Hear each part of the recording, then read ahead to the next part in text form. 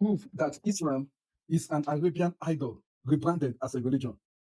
God himself testified that the nations of Israel is the only nation he chose out of all the nations of the earth. This is in Amos chapter 3, verse 2.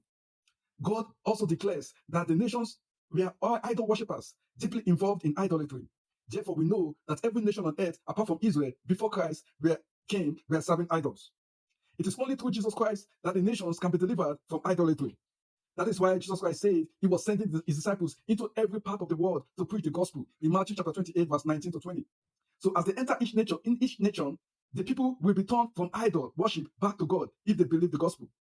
When Paul the apostle received his ministry from Christ, Jesus said to him, I now send you to them to open their eyes in order to turn them from darkness to light and from the power of Satan to God. In Acts chapter 26, verse 17 to 18.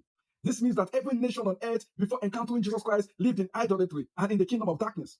That is why every territory that Paul the apostles enter, the first thing that happened in that territory is the destruction of their idols.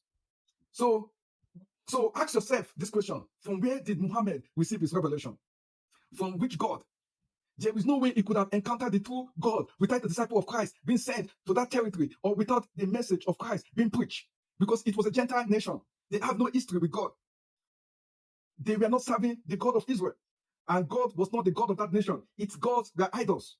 This is how you know that Islam is a rebranding of the indigenous idols that the Arabian tribes were already worshipping, converted into a religion called Islam, rather than being the worship of the true and living God who revealed himself to the Jews and promised that through the Jewish nation, he would reach every other nation on earth. Thank you.